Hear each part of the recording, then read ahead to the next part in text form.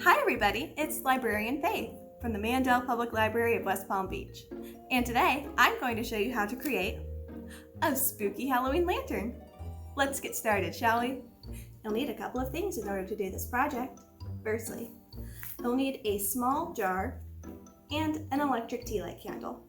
Now you don't want the jar to be too much bigger than the tea light because then the light won't be bright enough to really illuminate it any. But these I found are a good size to work together. You'll also need some Mod Podge and a foam brush, some tissue paper. Since I want to make a pumpkin, I'm going to be using orange and black tissue paper. If you want to make a Frankenstein face, you would use green and black. If you want to make a ghost, you would use white and black. Whatever your creativity tells you, but I'll be using orange and black. And lastly, a pair of scissors. The first thing you'll want to do is to cut your orange tissue paper into thin strips. I like the way it looks on the lantern when it has a bunch of little pieces going around it. I think it makes it a little bit more visually interesting, and that comes from having a bunch of small strips going all over in different directions. Once you have a bunch of thin strips, you'll want to further cut them up into not too much longer than the face of your jar, about that big. You can always do it a little bit more, but then it has to wrap around the edge, and sometimes the tissue paper doesn't like to lay flat on curves. Now, none of these cuts have to be perfect. You just want them into smaller, more manageable strips. Once you have that done, you'll open up your Mod Podge, dip your foam brush in just a little bit, and take the lid off your jar. I found that helps keep your lid a little bit cleaner at the end of this. And then you'll cover the front of your jar in a good layer of Mod Podge. Now, if there are little ones doing this project, you'd want to go ahead and pour the Mod Podge into a smaller container rather than just letting them dip the foam brush in the jar. I found this is a good way to keep your kitchen and your little hands a little bit cleaner. Then just start placing them along the front.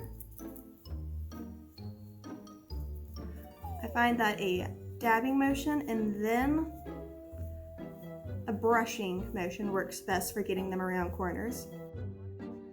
You want to make sure that the tissue paper lies flat.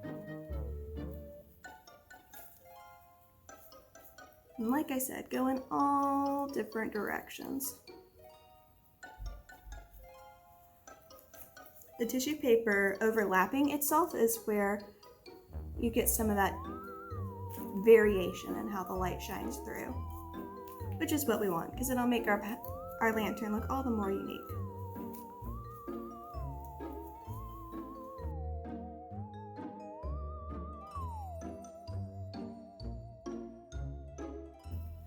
And as you finish one side, just rotate the jar and keep going.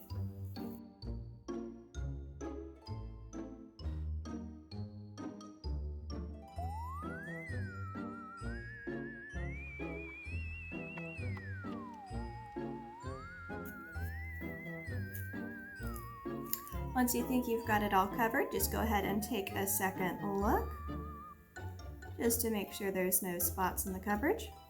I'm going to tap down any that I think are coming up a little bit. Put one right here. Okay, and we have it all covered. Now, we can move on to the next part. Cutting out the jack-o'-lantern face. Now in that little break, I went ahead and cleaned off my hands of some of the excess Mod Podge. I find that's very important, otherwise the tissue paper will want to stick to it. But for this part, we're going to be cutting out the face. I'm going to be doing this guy again. Again, if you have kids doing this project, this might be a time to help them out or just let them have a blast. Now I like the jack-o'-lantern face with a little bit of a circular stylization to it. So I'm going to be cutting out 3 oval circle shapes of different sizes.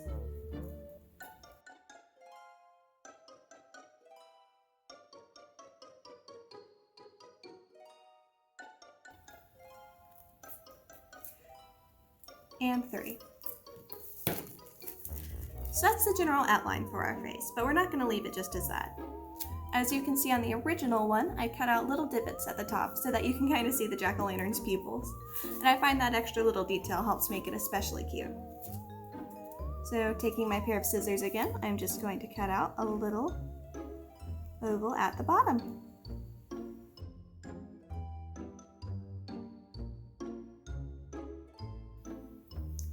So now comes the second to last part, applying the face to your lantern. You want to dip your brush in a little bit more Mod Podge, coat the front of the jar, a nice thin layer, and put on the face. So this is the mouth, I'm going to put it at the bottom. Go. And then the 2 eyes.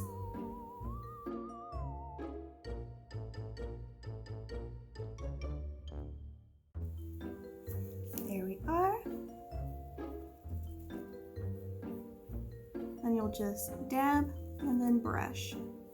You want to make sure the tissue paper fully absorbs the Mod Podge, and the dabbing can help that.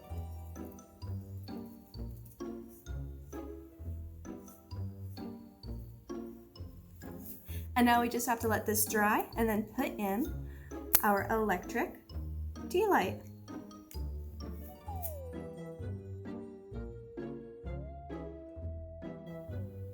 And here's our final product. Don't you think he turned out looking adorably spooky?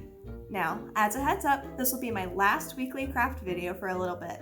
The library is open back up to the public, and that means that I'll be spending more time on the desk answering your phone calls, reference questions, and book recommendations, which is great. But it also means I won't have the time to produce a weekly video. I will still be putting out a new craft video once a month, and be sure to join me live on October 1st at 2 p.m. for a how-to video on how to create a Halloween door decoration. I'm excited about it. Until next time, happy reading!